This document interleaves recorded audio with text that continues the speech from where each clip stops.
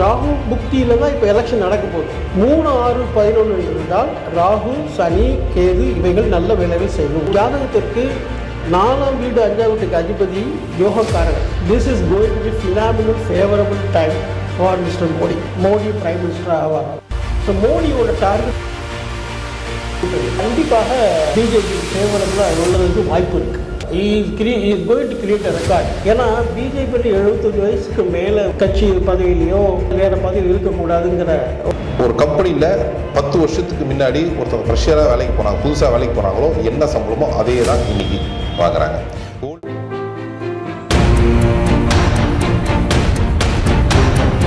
வணக்கம். உங்களுக்கு பேங்க்கில் வேலை செய்ய கனவு இருக்கா? உங்களோட கிராஜுவேஷன் 50% மேல இருக்கா? உங்களுடைய வயசு 26க்கு மிகாமல் இருக்கா? உங்களோட கனவை நினைவாக்க ஐபிபி சென்னையில ஜாயின் பண்ணுங்க. பிரைவேட் பேங்க்ஸ்ல வேலையில சேருங்க. மேலும் விவரங்களுக்கு கீழே உள்ள இணையதளத்தை அணுகவும். த நியூஸ் டுடே இந்தியா நேயர்களுக்கு வணக்கம். டாக்டர் எம் ராம்கி முருகன், அவர் MBA and PhD in marketing. அவர் 28 வருஷம் இண்டஸ்ட்ரி எக்ஸ்பீரியன்ஸ் உள்ளவர். அவரோட அகாடமிக்ஸ் பார்த்தீங்கன்னா 11 வருஷம் ஒரு ஃபேக்கல்ட்டியாக வேலை செஞ்சிருக்கார் சேல்ஸ் அண்ட் மார்க்கெட்டிங்கில். அண்ட் ஆண்டர்பனர் லீடர்ஷிப்பும் அவர் பிஸ்னஸ் ஸ்கூலில் எடுத்திருக்கிறார். அது மட்டும் இல்லாத அவர் அஸ்ட்ராலஜியில் PhD வாங்கியிருக்கார். ஜோஷிட பிரவீனா BA பண்ணியிருக்காரு. ஜோஷிட விசாரத் MA பண்ணியிருக்காரு. ஜோஷிட பூஷணா PhD பண்ணியிருக்காரு. அது எந்த இன்ஸ்டியூட்டில் பார்த்தீங்கன்னா Indian council of astrology science new டெல்லியில் பண்ணியிருக்காரு. வணக்கம் ஐயா. வணக்கம். Thank you for introduction mister Bharathi. இப்போ இன்றைக்கி நம்ம டிஸ்கஸ் பண்ண போகிற டாபிக் கிட்டத்தட்ட அந்த என்டையர் கண்ட்ரி எக்ஸ்பெக்ட் பண்ணிகிட்டு இருக்கிற எலெக்ஷன் ரிசல்ட் என்னவா இருக்க போகுது அப்படின்ட்டு. மோடி பிரைம் மினிஸ்டர் ஆவார். ஜோதிட ரீதியாக நம்ம என்ன தெரிஞ்சுக்க போகிறோம் அப்படின்னு எனக்கு தெரிஞ்ச அளவில் நான் சொல்கிறேன். என்கிட்ட இருக்கிற டேட்டா ஒரு ரொம்ப ரிலையபிள் ஜென்யூன் டேட்டா. அது எப்படின்னா, இந்த டேட்டா அவர் பிறந்த தேதி 17 செப்டம்பர் 1950, 17 செப்டம்பர் 1950. பிறந்த நேரம் 9:53 AM. பிறந்த ஊர் வாட் நகர் அப்படிங்கிற ஊரில் பிறந்திருக்காரு, குஜராத்தில், மெஹசானா டிஸ்ட்ரிக்டில். இந்த ஊர் கேட்டு கிட்டத்தட்ட எல்லா ஆஸ்ட்ராலஜிஸ்ட் 100% சரியாக சொல்கிறாங்க. ஆனால் பிறந்த நேரம் வித்தியாசப்படுது. அது பிறந்த நேரம் 2 மணி நேரம் முன்னாடி போயிடுச்சுன்னா லக்னமே மாறிடும், பலன்கள் மாறிடும். நான் எடுத்துருக்க டேட்டா மோஸ்ட் ரிலையபிள் டேட்டா. இந்த டேட்டா திருமதி காயத்ரி தேவ் வாசுதேவ் அவங்க மாடர்ன் அஸ்ட்ராலஜின்னு ஒரு ஆங்கில பத்திரிகை ஆங்கிலத்தில் நடத்திட்டு இருக்காங்க, அஸ்ட்ராலஜிக்கல் மேகசின். அந்த பத்திரிகை கிட்டத்தட்ட 40 வருஷமாக வந்துக்கிட்டு இருக்கு. அதனுடைய ஏர்லியர் வருஷன் அஸ்ட்ராலஜிக்கல் மேகசின். அவங்க யாருன்னா டாக்டர் BV ராமனோட டாக்டர் அவங்க. ஸோ அவங்க கொடுத்த ஸ்டாட்டிஸ்டிக்ஸ் இது.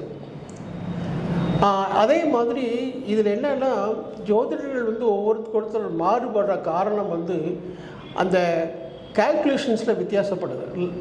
அயனாம்சா கால்குலேஷன் சொல்லுவாங்க. சில பேர் சித்திரபக்ஷ அயனாம்சா ஃபாலோ பண்ணுவாங்க, சில பேர் லஹாரி அயனாம்சா ஃபாலோ பண்ணுவாங்க, சில பேர் டாக்டர் BV ராமன்ஸ் அயனாம்சா ஃபாலோ பண்ணுவாங்க. பட் மோஸ்ட்லி ஃபாலோ பண்ணுறது கொஞ்சம் ரிலையபிளாக இருக்கிறது லஹரி அயனாம்சா. ஸோ அதை பேஸ் பண்ணி ஹாரோஸ்கோப் போட்டோம்னா அவருடைய லக்னம் துலா லக்னம். அவருடைய சார்ட்டை நீங்கள் ஸ்க்ரீனில் பார்க்கலாம். 2ஆம் வீட்டில் செவ்வாய், சந்திரன். 3ஆம் வீட்டில் யாரும் இல்லை, 4ஆம் வீட்டில் யாரும் இல்லை. 5ஆம் வீட்டில் குருவும் மாந்தியும் இருக்குது. 6ஆம் வீட்டில் ராகு இருக்குது. 7, 8, 9, 10 யாரும் இல்லை. 11 சுக்கிரனும் சனியும் சேர்ந்து இருக்கு. 12 சூரியன், புதன், கேது இருக்கு.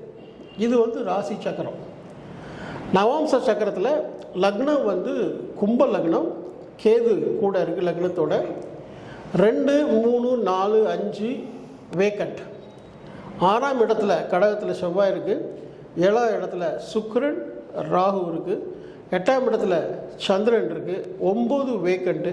10 அதாவது ஸ்கார்பியோவில் விருச்சிகத்தில் குருவும் மாந்தியும் இருக்குது. தனுசில் சனி இருக்குது. சூரியனும் புதனும் மகரத்தில் இருக்குது. இது நவாம்ச சார்ட். இதான் மேஜர். இப்போ இதில் நம்ம பார்க்கும்போது நம்ம ஸ்ட்ரைட்டாக இப்போ ப்ரெசன்ட் சுச்சுவேஷன் என்னன்னு வந்துடுவோம். அதாவது அவருக்கு என்ன தசை நடக்குது, என்ன புக்தி நடக்குது, அதே மாதிரி கோச்சார பலன் எந்த அளவுக்கு அந்த தாக்கத்தை ஏற்படுத்தும் இப்போ இருக்கிற நிகழ்வுகள். Because the events are always taken place based on the transit movement of planets. So இப்போ கோச்சார ரீதியில் கரண்ட்டாக எங்கெங்கே எந்தெந்த இடத்துல வந்து கிரகங்கள் இருக்கோ அதனுடைய தாக்கம் தான் இப்போ ஈவெண்ட்டு நல்லதும் கெட்டதும் நடக்க போகிறது. ஸோ இந்த மூணையும் பார்ப்போம். இதில் முக்கியமாக வந்து இந்த ஸ்ட்ரென்த்தை பற்றி பார்ப்போம். இதில் இருக்க முக்கியமான ஸ்ட்ரென்த்து யோகா பற்றி நான் டிஸ்கஸ் பண்ணலை, பட் முக்கியமான ஸ்ட்ரென்த்து இவருடைய லக்னாதிபதி வந்து சுக்கிரன். சுக்கிரன் வந்து 11 வீட்டில் இருக்கிறான், அதாவது சூரியனுடைய வீட்டில் இருக்கிறான். அதே சுக்கிரன் லக்னாதிபதி வர்க்கோத்தம் வாங்கியிருக்கிறான், நவாம்சத்துலேயே அதே இடத்துல சிம்ம வீட்டிலே இருக்கிறான். அதனால் சுக்கிரன் வந்து ரொம்ப பலம் அது அடையுது. அதாவது லக்னாதிபதி gain strength, this is most important. அது மட்டும் இல்லை, குரு வந்து அவன் வந்து இந்த லக்னத்துக்கு 3, 6 குடைவன் கெட்டவன். பட் அந்த குரு வந்து ரெட்ரோகேஷன், அதாவது வக்கரமாயிருக்கு. அதனால் அந்த கெட்டவன் வந்து என்ன ஆயிடுவான், நல்ல பலன்களை கொடுத்துருவான். அதுதான் மேஜர் கான்ட்ரிபியூஷன் இவருக்கு. அந்த குரு வந்து சுக்கிரனை பார்க்குறாரு, லக்னாதிபதியே பார்க்குறாரு. அது மட்டுமல்ல, இதனுடைய 9ஆம் வீட்டையும் பார்க்குறாரு. குரு வந்து 9ஆம் வீட்டை, அதாவது ஜெமினாய் மிதுன வீட்டையும் பார்க்குறாரு. மிதுன வீடை பார்க்குறாரு, லக்னத்தை பார்க்குறாரு, செவ்வாயை பார்க்குறாரு, அதாவது 2ஆம் வீட்டையும் பார்க்குறாரு. ஸோ இதனால் என்ன பெரிய நன்மைன்னா, குருவோட பார்வை, குரு பார்த்தால் கோடி புண்ணியம்னு ஒரு ஃப்ரேஸ் இருக்குது தமிழில். அதனால் குருவோட பார்வை வந்து லக்னாதிபதி கிடைக்குது. லக்னாதிபதி வர்க்கத்தை வாங்கியிருக்கான். So very powerful. இப்போ அவருக்கு நடக்க போகிற தசை வந்து என்ன நடந்துகிட்ருக்கு, தசை வந்து செவ்வாய் தசை. செவ்வாய் தசை, செவ்வாய் எப்படி இருப்பான்? எப்போதுமே ஒரு ஜாதகத்தை நம்ம ஆராயும் போது அந்த தசாவுடைய இம்பேக்ட் எந்த அளவுக்கு இருக்கும், ஒவ்வொரு தசாக்கும் 9 புக்திகள் உண்டு. இந்த புக்தியோட ஸ்ட்ரென்த் எவ்வளவு, அதோட இம்பேக்ட் என்ன மாதிரி பர்சன்டேஜ் இருக்கும், ப்ளஸ் அந்த கோச்சார பிளானட் கரண்ட் பீரியட்ல பிளானட்ஸ்லாம் எங்கே இருக்குது, அதனுடைய தாக்கம் எப்படி இருக்கும். That is called in English transiting planet. Learned professional astrologist என்ன பண்ணுறாங்கன்னா, தசாக்கு 50%, புக்திக்கு 25%, கோச்சாரத்துக்கு வந்து 25% கொடுக்குறாங்க.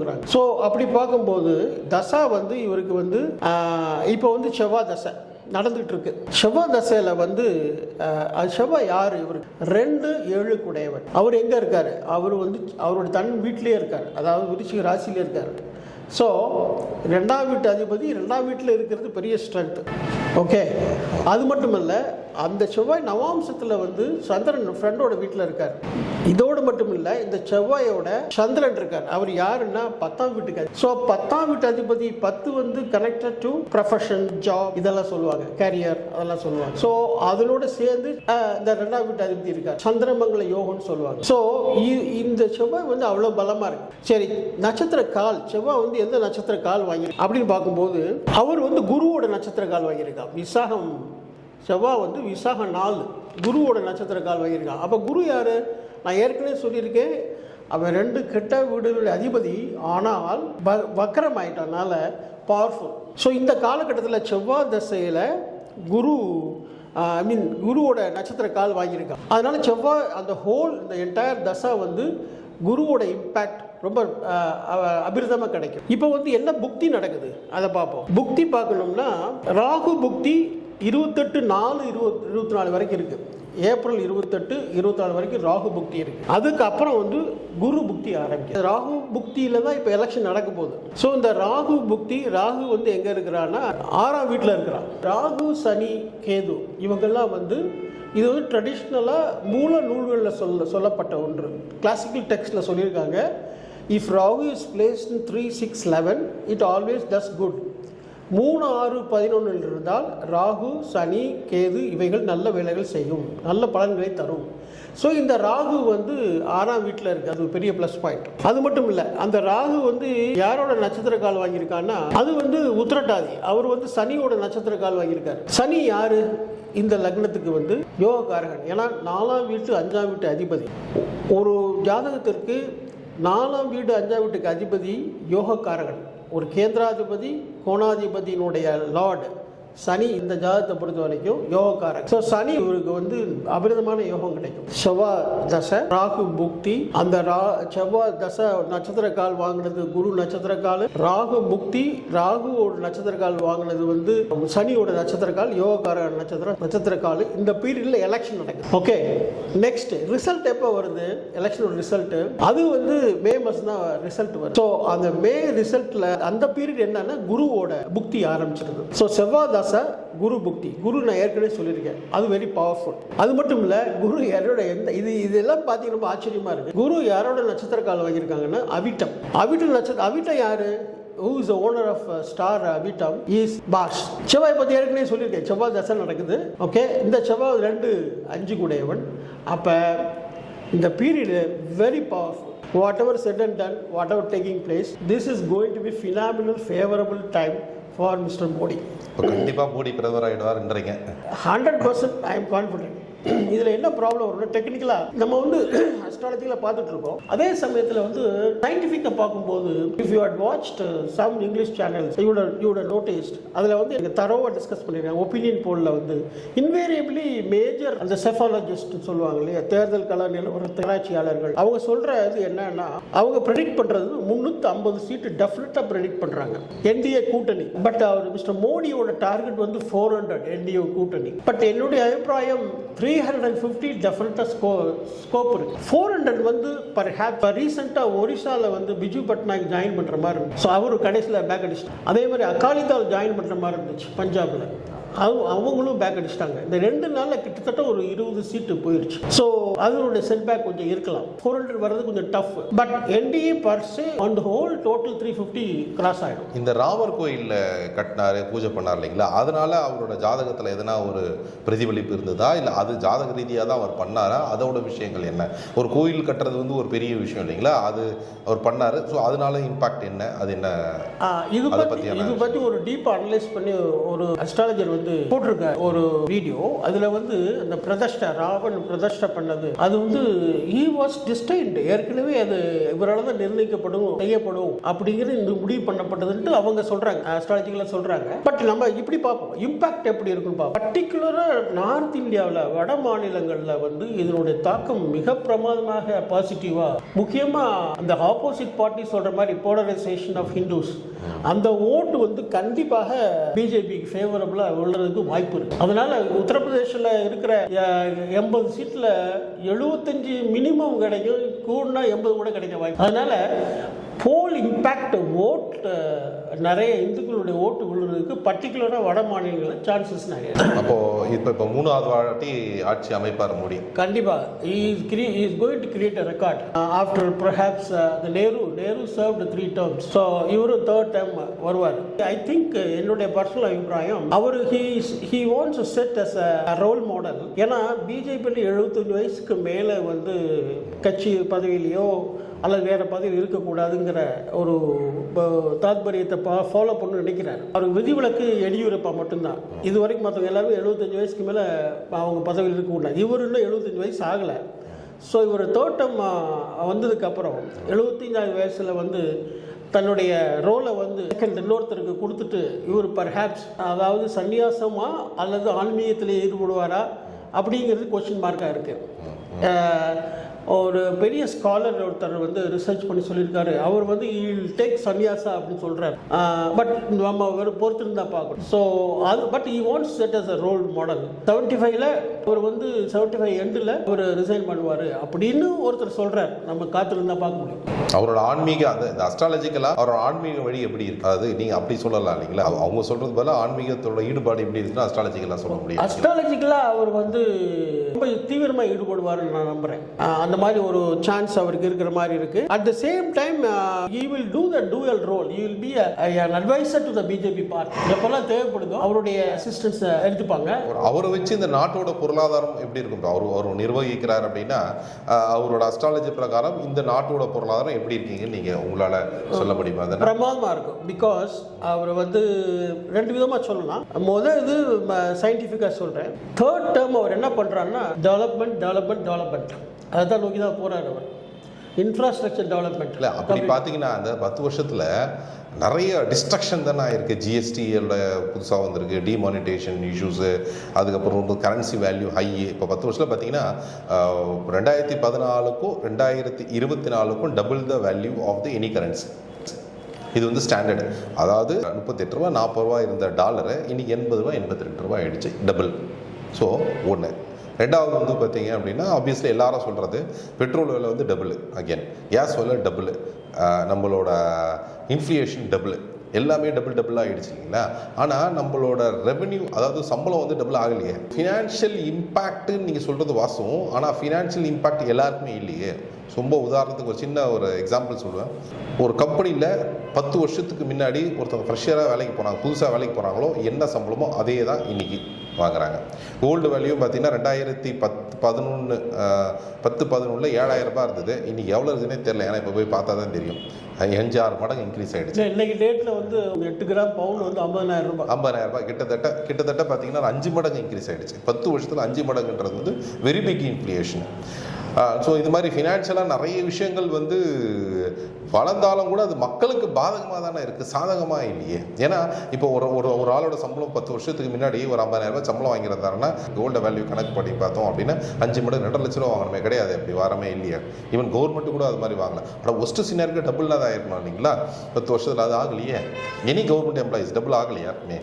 இப்போ நான் அஸ்ட்ராலஜிக்கலாக பேசலை, அஸ்ட்ராலஜிக்கலாக சொல்கிறேன். அதுக்கப்புறம் இந்த கவர்மெண்ட் என்னெல்லாம் பிரச்சனை முதல்ல இருந்ததோ அதெல்லாம் கம்ப்ளீட்டாக மீறி வந்திருக்கு. உதாரணம் எந்த பிரச்சனைன்னு சொல்ல வரீங்க நீங்கள்? பிரச்சனை சொல்லுங்கள், என்ன பிரச்சனை இருந்தது? Infrastructure development. Infrastructure for your point, infrastructure develop வந்து நம்ம வாஜ்பாய் பீரியடில் இருந்த கோல்டன் ரூட் அப்படின்ற ஒரு இதில் இருந்து அந்த அளவுக்கு இல்லையே. இப்போ நீங்கள் 10 வருஷம். ரெண்டாவது வந்து 1990 வந்து பண்ண ரெவல்யூஷன்ஸ் வந்து இப்போ இல்லையே, அந்த மாதிரி எதுவுமே பெருசாக நடக்கலையே. ஒரு ரெவல்யூஷன் நடக்கவே இல்லையே. உதாரணத்துக்கு நேஷனல் குளோபலைசேஷன் ஒன்று நடந்தது.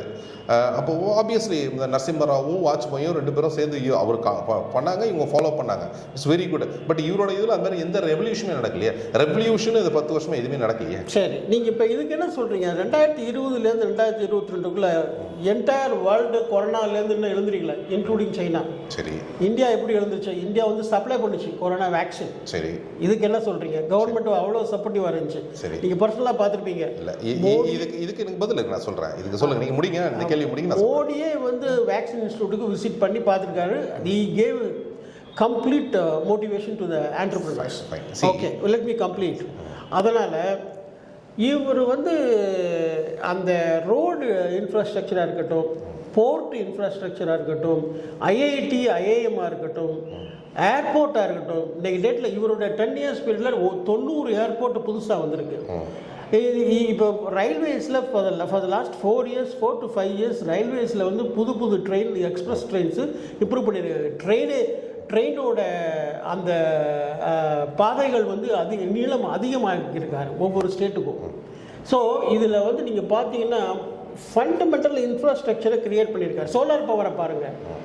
அது மட்டும் இல்லை, வேர்ல்டே ஒத்துக்குது ஃபாஸ்டஸ்ட் க்ரோயிங் எக்கானமி இந்தியான்னு ஒத்துக்குது. 5 அதாவது எங்கேயோ இருந்ததை வந்து 10th பிளேஸில் இருந்த எக்கானமி டுடே ஜிடிபி வந்து 5th ரேங்க்கில் இருக்குது. நெக்ஸ்ட் டேர்மில் 3rd லார்ஜஸ்ட் எக்கானமியை கொண்டு வரணும்னு நினைக்கிறாரு.